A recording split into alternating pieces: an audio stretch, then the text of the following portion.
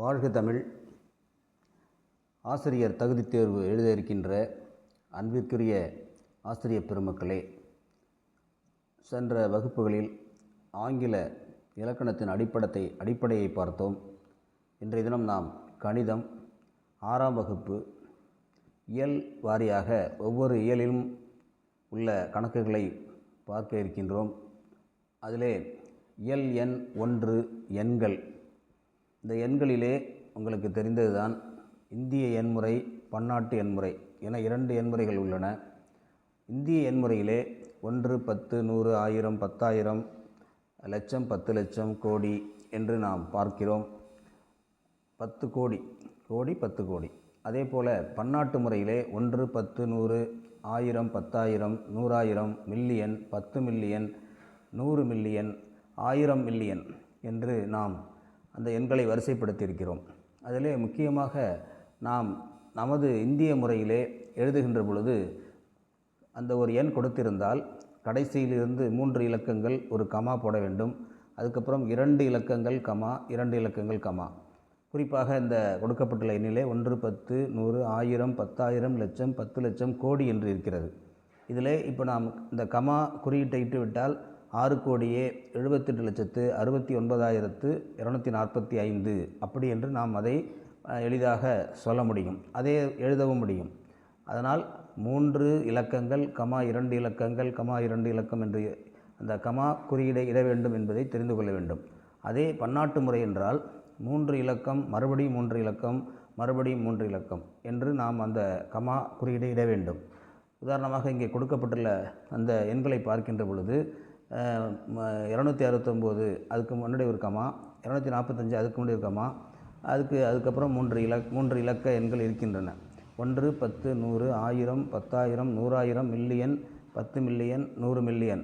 அப்போ 769 மில்லியன் 245,269 என்று அந்த எண்ணை நாம் நினைவில் வைத்துக்கொள்ள வேண்டும். இதுபோல் பன்னாட்டு முறை என்றால் 3 இலக்கம் கமா 3 இலக்கம் கமா அப்படி என்று கொள்ள வேண்டும்.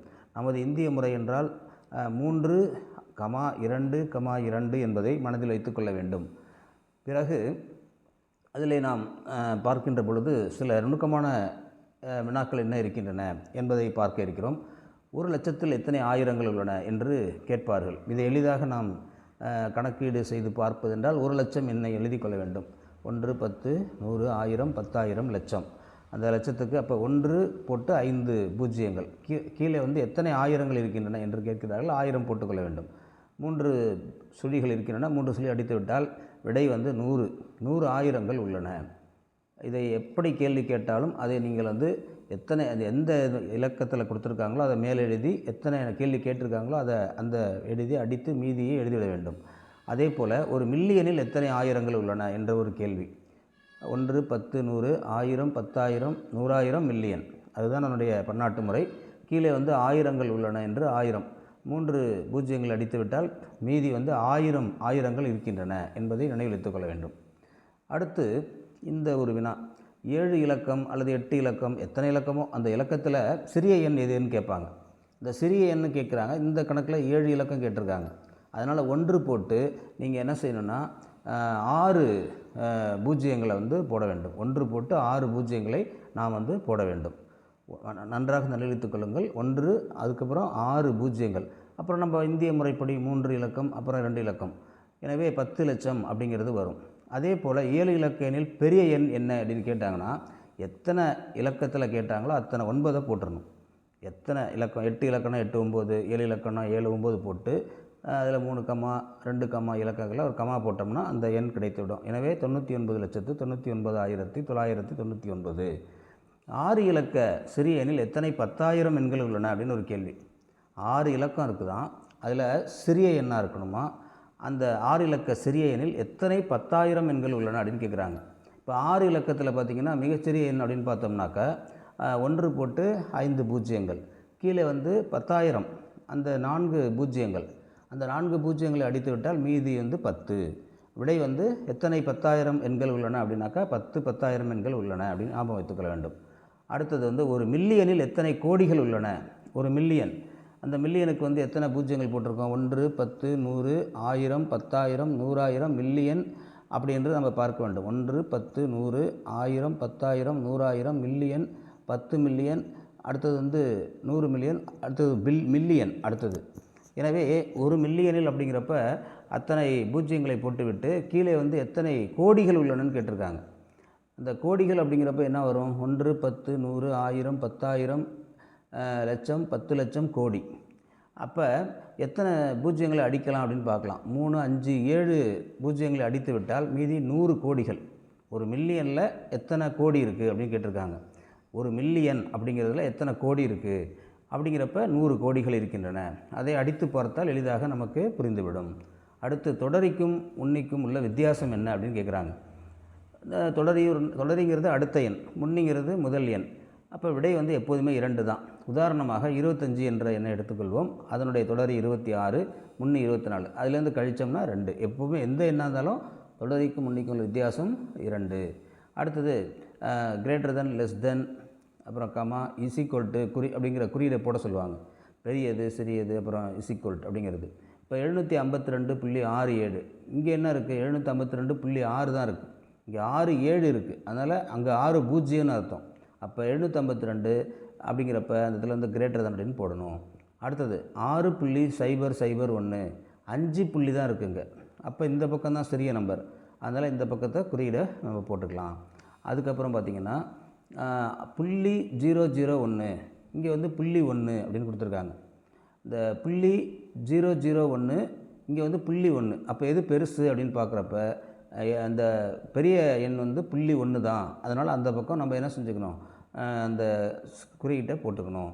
அடுத்தது பாருங்கள் 44.4, 44 + 4/10 அப்படின்னு கொடுத்துருக்காங்க. 4/10ங்கிறது 0.4 குறிக்குது.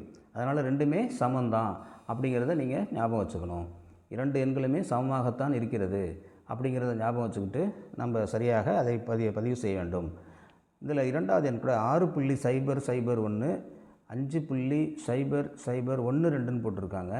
இது வந்து இந்த கணக்கில் வந்து 5 புள்ளின்னு இருக்கிறோம். அதில் 6 இருக்கிற பக்கம் நீங்கள் இந்த விட பெரியது அப்படிங்கிறத போட்டுக்கலாம். இதில் திருத்தம் செய்து கொள்ளவும். அடுத்தது 4, 2, 1 ஆகிய 3 எண்களை கொண்டு எத்தனை 3 இலக்க எண்கள் உருவாக்கலாம் அப்படின்னு கொடுக்குறாங்க. 3 நம்பர் கொடுத்துருக்காங்க. எத்தனை 3 இலக்க எண் உருவாக்கலாம்? வேறு எந்த விதமான கண்டிஷனும் கிடையாது. அப்போ நான் 6 எண்களை உருவாக்க முடியும். எப்போவுமே 3 இலக்கமாக இருந்தால் 6 எண்கள். அதற்கு எடுத்துக்காட்டு இங்கே நான் கொடுத்துருக்குறேன். 421, 412, 421 இந்த 1, 2 மாற்றி போடலாம்.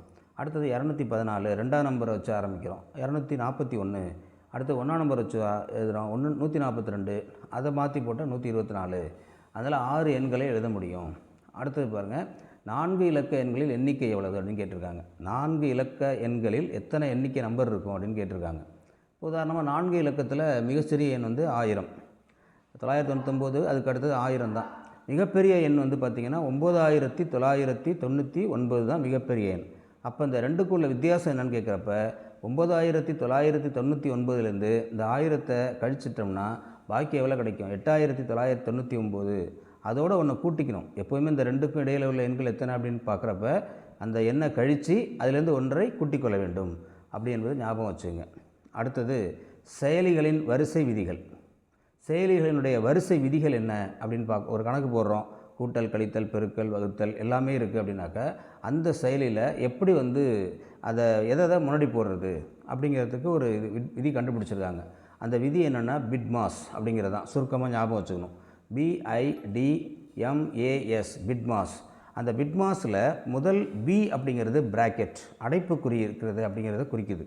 அடுத்தது ஐ அப்படிங்கிறது இண்டைசஸ், அடுக்குகளை குறிக்கிறது. அதற்கு அப்புறம் டிவிஷன், டி என்பது டிவிஷன், வகுத்தல்.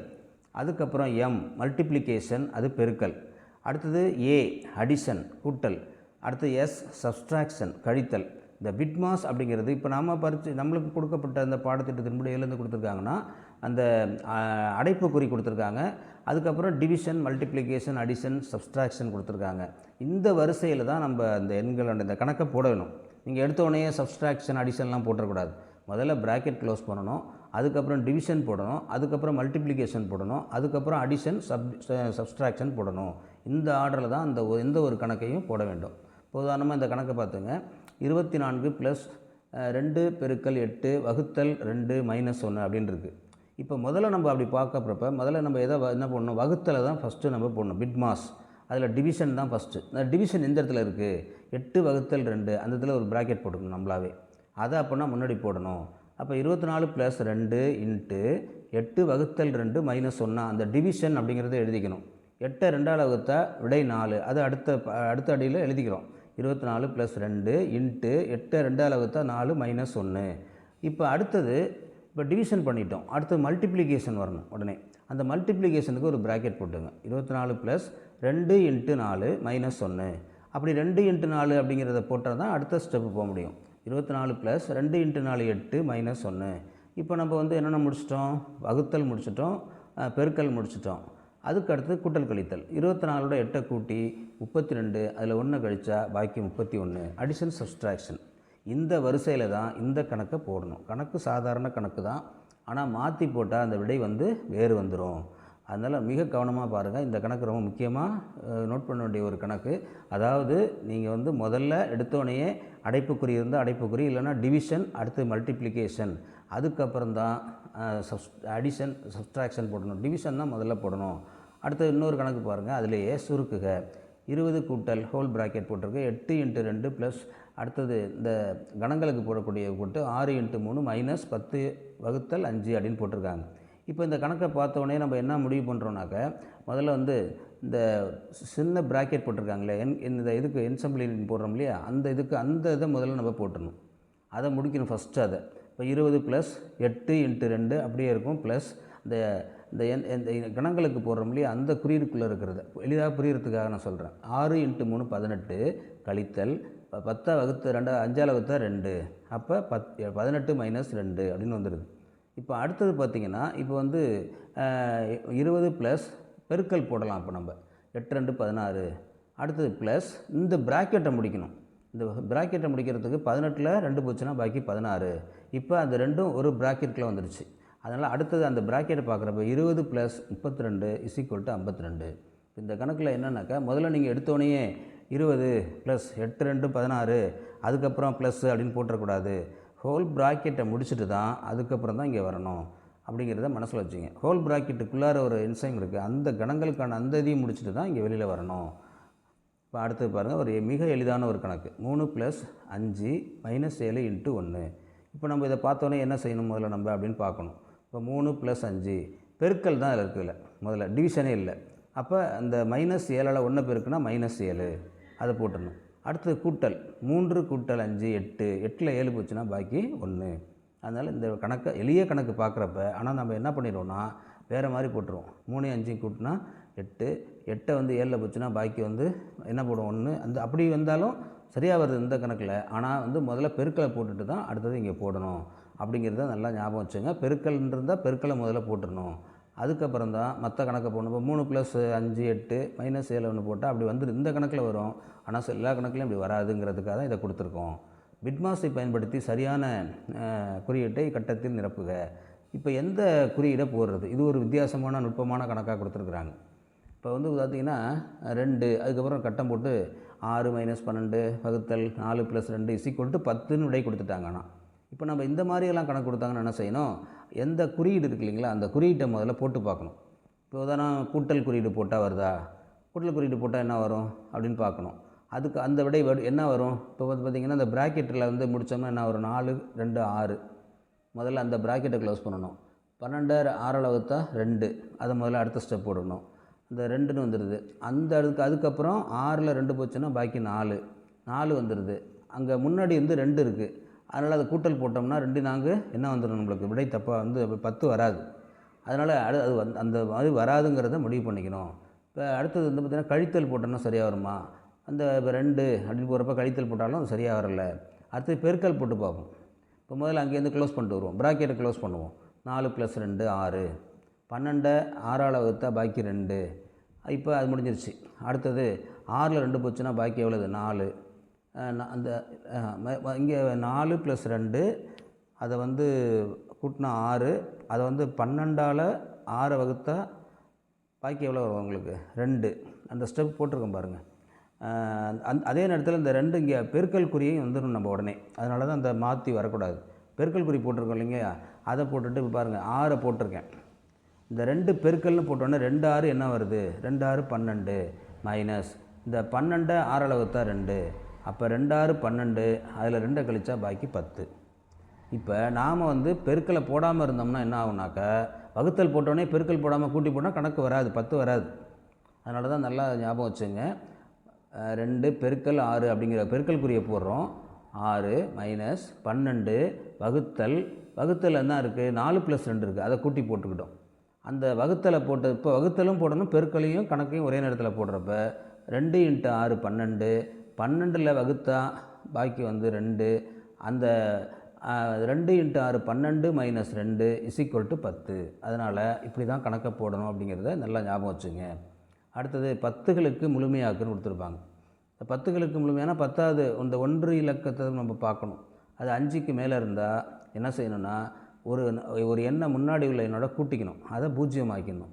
அப்போ 189க்கு பக்கத்தில் என்ன இருக்குது, 190 தான் இருக்குது. அப்படி ஞாபகம் வச்சுக்கலாம் முழுமையாக்கிறதுக்கு. 189க்கு பக்கத்தில் அடுத்த 10ஆம் நம்பர் என்ன வரும், 189க்கு அப்புறம் பக்கத்தில் இருக்கிறது 190 தான். 180னா 9 நம்பருக்கு முன்னாடி இருக்குது, அதனால் அது கிடையாது அப்படிங்கிறது ஞாபகம் வச்சுக்கலாம். அதே மாதிரி 5க்கு மேலே இருந்தால் அதை 0 ஆக்கிட்டு ஒன்றை கூட்டிக்கணும் முன்னாடிங்கிறதையும் ஞாபகம் வச்சுக்கணும். இப்போ இந்த கணக்கு பார்த்திங்கன்னா தெரியும், 10கள் 100கள் மற்றும் 1000களுக்கு முழுமையாக்கு அப்படின்னு ஒரு கணக்கு. 9,34,678 இதான் கணக்கு. இதை 10களுக்கு முழுமையாக்குறப்ப கடைசி இலக்கம் என்னன்னு பார்க்கணும், 8. அந்த 8ஐ 0 ஆகிட்டு ஒன்றை முன்னாடி கூட்டினோம்னா அந்த 7 வந்து 8 ஆகிடுது. வேறு எந்த மாற்றமும் கிடையாது. 100 திருத்தமாக பாரு அப்படின்னு சொல்கிறாங்க. 78ன்னு இருக்குது. 78ஐ வந்து 2 0 ஆகிட்டு ஒன்றை கூட்டணும். அப்போ அதுக்கு முன்னாடி 6 இருக்குது, அதனால் 7 ஆகிடுது. 1000 திருத்தமாக பாருனாக்க கடைசி 3 இலக்கங்களை பார்க்கணும். 678 6 5க்கு மேலே இருக்கிறதுனால அது எல்லாத்தையும் சைபர் ஆக்கிட்டு முன்னாடி ஒன்று கூட்டினோம்னா 9,35,000 அப்படின்னு ஆகிடும். அதனால் ரொம்ப கவனமாக இந்த கணக்கை தெரிஞ்சுக்கணும் நீங்கள். அதுக்கப்புறம் அடுத்த கணக்கு வந்து ஒரு எண்ணை 1000களில் முழுமையாக்கினால் கிடைப்பது 11,000 எண்ணில் அந்த எண் என்ன அப்படின்னு கேட்டிருக்காங்க. ஒரு நம்பரை வந்து 1000களில் முழுமையாக்குறாங்களாம், கிடைப்பது 11,000. இப்போ இவங்க கேட்டிருக்காங்க, 4 ஆப்ஷன் கொடுத்துருக்காங்க. 10,345, 10,855, 11,799, 10,056. இப்போ 11,000 ஆகணும், அது முழுமையாக்கணும். அதில் 10,345 பாருங்கள், அதில் வந்து அப்படி முழுமையாக்குறப்ப 1000ல் பார்க்குறப்ப 3 இலக்கத்தை பார்க்கணும். அப்படி 3 இலக்கம் பார்க்குறப்ப 345 தான் இருக்குது, 5 வரல. 500க்கு மேலே இருக்கணும், 500ன்னு இருக்கலாம். அடுத்தது பாருங்கள், ஆவண்ணா ஆப்ஷனில் 10,855 இருக்குது. அப்போ 500க்கு மேலே 5க்கு மேலே இருக்குது அந்த எண், 3வது எண் 8 அப்படின்னு இருக்குது. அதனால் 3யும் அதுதான் வந்து 11,000 மாறுது அப்படிங்கிறதுனால அதுதான் விடை. ஞாபகம் வச்சுங்க. அடுத்தது மிகச்சிறிய இயல் எண் இது தெரியும் நம்மளுக்கு. இது 1. இயல் எண்ணாவே என்ன அர்த்தம், 1லேருந்து ஆரம்பிக்குது. 1 2 3 4 5 6 7 அப்படின்னு போயிட்டே இருக்கும், அதுதான் இயல் எண். அடுத்து முழு எண் அப்படின்னாக்கா 0லேருந்து ஆரம்பிக்கும். அது ரெண்டுக்குள்ள வித்தியாசம் அதுதான். இயல் எண்ணா நேச்சுரல் நம்பர்ஸ், அது வந்து 1 2 3 4 5 6 7. டபிள்யூனா ஹோல் நம்பர்ஸ், அது வந்து 0 1 2 3 4 5. அதனால் மிகச்சிறிய முழு எண் கேட்டாங்கனாக்கா 0 அப்படின்னு ஞாபகம் வச்சுங்க. அடுத்தது கூட்டல் பரிமாற்று பண்பு என்ன கூட்டல் பரிமாற்று பண்பு? பரிமாற்றம்னா இங்கே இருக்கிறது அப்படியே அங்கே இருக்கிறது, அப்படியே இலக்கம் மட்டும் அப்படியே மாறிக்கும். இப்போ உதாரணமாக A + B அப்படின்னு இருந்தால் = பியை முன்னாடி போட்டு ஏ அப்புறம் கூட்டினா சரியாக வரணும். அதுதான் A + B = B + A. அப்போ எடுத்துக்காட்டாக நான் ஒரு நம்பர் கொடுத்துருக்குறேன், 5 + 2 = 2 + 5. அப்போ அது நிறைய செஞ்சுருக்கு. அதனால் 2 1 தான், 5 2 7, 2 5 கூட்டினாலும் 7 தான். பெருக்கல் பரிமாற்று பண்பு என்ன அப்படின்னு கேட்குறாங்க. A × B = B × A. அதாவது எடுத்துக்காட்டாக 4 × 2 = 2 × 4. இலக்கத்தை மாற்றி போட்டிருக்கோம். 4 2 8, அங்கேயும் 8 தான். அதனால் விடை சரியாக இருக்குது. கழித்தலில் வந்து பரிமாற்று பண்பு வகுத்தலையும் நிறைவு செய்யுமா அப்படின்னு கேட்டிருக்காங்க. நிறைவு செய்யாது. என்ன காரணம் அதுக்கு? உதாரணம் பார்த்தீங்கன்னா 5 - 2 = (2 - 5). 5ல் 2 கழிச்சா 3, 2ல் 5 கழிச்சா -3 வரும். அதனால் விடை வராது. அதே போல் வகுத்தலில் பார்த்தீங்கன்னா 5 10ஆல் வகுக்கிறதும் 10 5ஆல் வகுக்கிறதும் விடை சரியாக வராது. 5 10ஆல் வகுத்தா .5ன்னு வரும், 10 5ஆல் வகுத்தா 2ன்னு வரும். அதனால் அதுவும் சமம் அல்ல அப்படின்னு ஞாபகம் வச்சுங்க. அடுத்த கணக்கு பாருங்கள். கூட்டல் மற்றும் பெருக்கலின் சேர்ப்பு பண்பு என்ன ஆகும்னு கேட்குறாங்க. கூட்டல் மற்றும் பெருக்கலின் சேர்ப்பு பண்பு. இப்போ கூட்டல் இருக்குது, அதுக்கப்புறம் ஒரு பெருக்கல், அதில் வந்து நிறைவு சேர்ப்பண்பு வருமானம். இப்போ உதாரணமாக A + B + C = ஏ அப்புறம் ப்ளஸ் பி ப்ளஸ் சி அப்படி பார்த்தா சரியாக வருதா? அதே மாதிரி பெருக்கலுக்கு வந்து A into B into C, முதல்ல ஏ இன்ட்டு பி இன்ட்டு ஏ, அடுத்தது வந்து A into B into C அப்படியும் போடுறதும் சரியாக வருதா அப்படின்னு பார்க்குறாங்க. அது ரெண்டும் சமமாக தான் வரும். எண்களை எடுத்துக்காட்டாக கொடுத்தாலும் விடை சரியாக தான் வரும். ஆனால் கழித்தல் மற்றும் வகுத்தல் சேர்ப்பு பண்பை நிறைவு செய்யாது அப்படிங்கிறத ஞாபகம் வச்சுக்கணும். அதாவது அது வந்து சரியான இப்போ மைனஸ் நம்பர் கொடுத்து பார்த்தோம்னா வராது. அதுக்கு அடுத்தது பார்த்திங்கன்னா கூட்டல் மற்றும் கழித்தலின் மீதான பெருக்கலின் பங்கீட்டு பண்பு நிறைவு செய்யும். கூட்டல் அதுக்கப்புறம் கழித்தல் இந்த ரெண்டுமே பெருக்கலின் பங்கீட்டு பண்பு. பங்கீட்டு பண்பு அப்படின்னாக்கா என்ன அர்த்தம்னாக்கா, இப்போ உதாரணமாக பார்த்தீங்கன்னா அந்த கணக்கை பார்த்தீங்கன்னா நல்லா புரியும். 12 பெருக்கல் 5 ப்ளஸ் 8 பெருக்கல் 5, இந்த ரெண்டு ப்ராக்கெட்லேயுமே 5ங்கிற எண்ணு பொதுவாக இருக்கும். அதை வெளில எடுக்கிறது அதுக்கு சமமாக இருக்கும். மீதி எண் என்ன இருக்கும்? 12 ப்ளஸ் 8. இதுதான் பங்கீடு பண்புன்னு பேர். அப்படி இந்த 12 8 கூட்டினா 20, 20 இன்ட்டு 5 100. இங்கே பெருக்கி பாருங்கள், 12 இன்ட்டு 5 60, 8 5 40 கூட்டினா 100. அப்போ இடதுகை பக்கமும் வலதுகை பக்கமும் சமமாக இருக்குது. இது வந்து கூட்டல் மற்றும் கழித்தல் மீதான பெருக்கல் பங்கீட்டு பண்பு. ப்ராக்கெட்குள்ளே இருக்கிறது வந்து என்ன இருக்கணும் அப்படின்னாக்கா, அந்த இது வந்து கரெக்டாக ரெண்டுலேயுமே பொதுவாக எடுக்கிற மாதிரி எண் இருக்கணும். அப்போ தான். அடுத்தது 12 பெருக்கல் 5 கழித்தல் 8 பெருக்கல் 5 இஸ் ஈக்குவல் டு 12 மைனஸ் 8 பெருக்கல் 5. ஏன்னா 12 அங்கே 8 ரெண்டுலேயுமே 5 இருக்குது, 5 வெளில எடுத்துட்டோம். அப்போ 12 5 60, 8 5 40 20, 12ல் 8 போச்சுன்னா 4, 4 5 20 சரியாக இருக்குது. ஆனால் பெருக்கல் மீதான கூட்டல் பங்கீட்டு பண்பு நிறைவு செய்யாது. முதல்ல கூட்டல் வந்தால் தான் நிறைவு செய்யுங்கிறத ஞாபகம் வச்சுங்க. பெருக்கல் வந்தால் நிறைவு செய்யாது. அதுக்கு என்ன காரணம்னா, பெருக்கல் வந்து ப்ராக்கெட்டில் இருக்குது பாருங்கள். பதில் 5 ப்ளஸ் 10 பெருக்கல் 2 is not equal to 5 plus 15 into 5 into 2க்கு சமமாக இருக்காது அப்படின்னு சொல்கிறாங்க. ஏன்னா அந்த 5 பொதுவாக வெளில எடுத்துருக்காங்க. இங்கே பாக்கி இருக்கக்கூடிய அந்த 5 அடுத்தது பாக்கி அந்த நம்பரை பார்த்தோம்னாக்கா 5 என்ன ஆகும்? 10 இன்ட்டு 2 20, அதோட 5 கூட்டினா 25. அங்கே எப்படி இருக்குது பாருங்கள், 5 ப்ளஸ் 10 இன்ட்டு 5 ப்ளஸ் 2ன்னு தான் இருக்கணும். அது அந்த இதை பார்த்து என்னம்னா, அப்போ 5 ப்ளஸ் 10 வந்து 15, 5 இன்ட்டு 2 5 ப்ளஸ் 2 10. அதை பெருக்கணும்னா எண் வந்து வேறு எண் வரும். அதுக்கு எடுத்துக்காட்டு கொடுத்துருக்கோம் பாருங்கள். 5 ப்ளஸ் 20 இங்கே வருது, 10 2 20. அப்போ 5 இஸ் நாட் ஈக்குவல் டு, இங்கே 5யும் 15யும் கூட்டினோம்னா அந்த என்ன வருது உங்களுக்கு? 20 இன்ட்டு 2 எவ்வளோ வருது? 10 வருது. அப்போ அங்கே 200 வருது, இங்கே 100 வருது. அதனால் ரெண்டும் சமம் இல்லை. நல்லா கவனிங்க. 5 ப்ளஸ் பெருக்கல் 10 இன்ட்டு 2ன்னு இருக்குது. இங்கே 5 ப்ளஸ் அங்கே வந்து 10ன்னு தான் இருக்கணும். எண் தப்பாக இருக்குது, அது பார்த்துங்க. அப்போ 5 ப்ளஸ் 20 100. அங்கே என்ன வரும்னாக்கா 5 ப்ளஸ் 10 15, 15 இன்ட்டு 10 அப்படி தான் இருக்கணும். அதை திருத்தம் செஞ்சு பார்த்துங்க. அடுத்தது கூட்டல் சமணி 0. எப்போதுமே ஒரு கூட்டல் சமணி வந்து 0 தான் இருக்கும். பெருக்கல் சமணி வந்து எப்போதுமே 1 தான். அடுத்தது ஒரு இயல் எண்ணை ஒரு முழு எண்ணோடு பெருக்கும்போது நமக்கு என்ன கிடைக்கும் அப்படின்னு கேட்குறாங்க. ஒரு இயல் எண்ணை ஒரு முழு எண்ணோடு பெருக்கும்போது நமக்கு முழு எண் கிடைக்கும் அப்படின்னு சொல்கிறாங்க. அது சரியா? இப்போ உதாரணமாக ஒரு இயல் எண் 1 முழு எண்ணோட பெருக்கிறப்ப 0 அப்படின்னு வச்சுன்னா பெருக்கல் வந்து என்ன வருதுனாக்கா 0 தான் வருது. அப்படின்னா அது சரி. அதே கணக்கில் ஒரு இயல் எண்ணை ஒரு முழு எண்ணோடு பெருக்கும்போது நமக்கு இயல் எண் கிடைக்கும்னு சொன்னாங்கன்னா அது தவறு. இதுதான் ரெண்டுக்குள்ள வித்தியாசம். அதனால் அந்த முக்கியமான இதை மட்டும் எடுத்து நான் போட்டிருக்கிறேன். அதில் ஒரு மிகச்சிறிய இயல் எண் இருக்கும், மிகச்சிறிய முழு எண் இருக்கும். வித்தியாசம் என்னென்னு கேட்பாங்க. மிகச்சிறிய இயல் எண் என்ன? 1. மிகச்சிறிய முழு எண் என்ன? 0. அப்போ அது ரெண்டுக்கும் உள்ள வித்தியாசம் 1 கழித்தல் வந்து வித்தியாசங்கிறப்ப கழித்து 0 போட்டோம்னா 1 தான். அடுத்தது பாருங்கள். எதால் வகுப்பது வரையறுக்கப்படவில்லை. எதனால் வகுக்கிறது வரையறுக்கலை. ஒரு எண்ணை 0ஆல் வகுப்பது அப்படிங்கிறது வரையறுக்கப்படலை.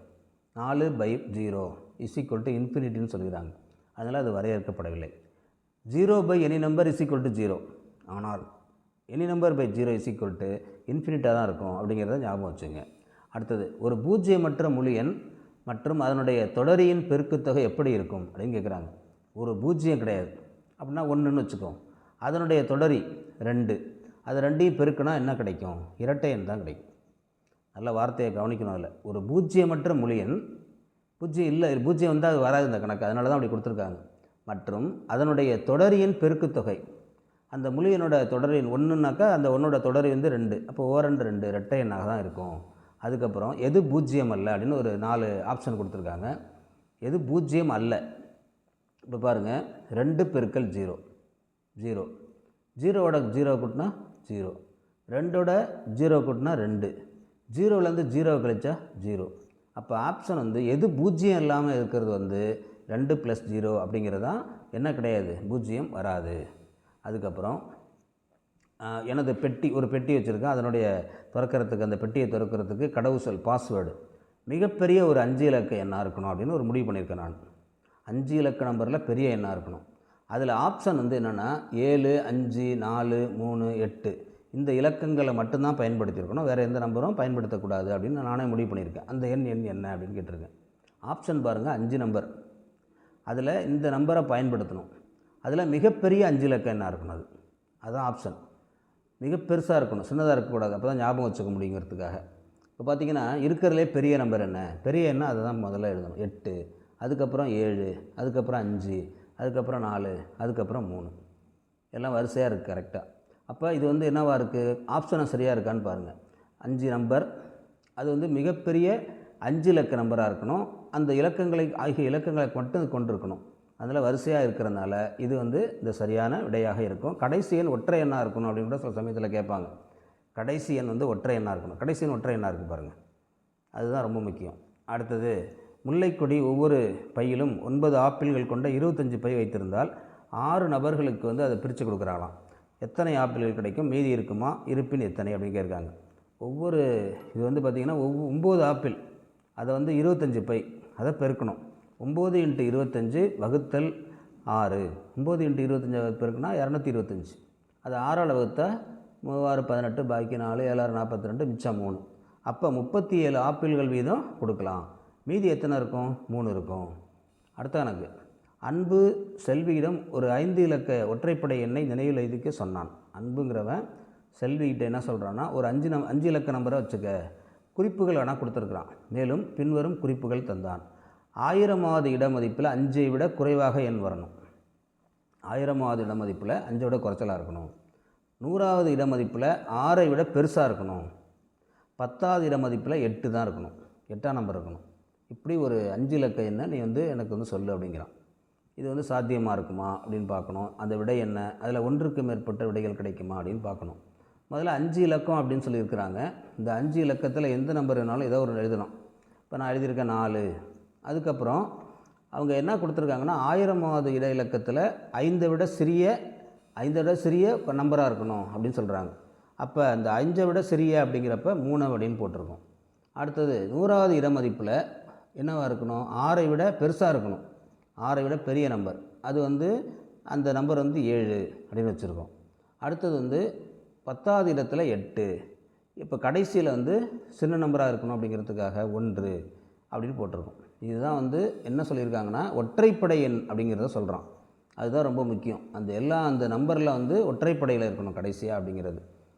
முதல்ல இருக்கிற நம்பர் வந்து எப்படி வேணாலும் இருக்கலாம், ஆனால் அவன் சொல்கிற இந்த கண்டிஷன் வந்து எதுக்கு பொருந்ததுன்னா, 1000, அடுத்து வந்து 100வது இடம், 10வது இடத்துல இருக்கிறதெல்லாம் ஒற்றை எண்ணாக இருக்கணும். அதுதான். அப்படி இருக்கிறப்போ வந்து ஒன்றுக்கு மேற்பட்ட விடை கிடைக்குமா, நிறையா கிடைக்கும். ஏன், இந்த 4 அப்படிங்கிற இடத்துல 6ன்னு போடலாம், 8ன்னு போடலாம், எதனாலும் போட்டுக்கலாம். அதில் அந்த முதல் இருக்கிற நம்பர் வந்து மாற்றினா வேறு எந்த எண்ணாலும் போட்டுக்கலாம். ஏன்னா அது கண்டிஷனில் வரல. அது 1000வது இடம் தான் கண்டிஷனில் வருது, 100வது இடம் கண்டிஷனில் வருது, 10வது இடம் கண்டிஷனில் வருது. அதனால் அந்த கணக்கு எத்தனை நம்பர் வேணாலும் இருக்கலாம் அப்படின்னு சொல்லி ஞாபகம் வச்சுக்கணும். அடுத்தது பாருங்கள், 7 இலக்க எண்.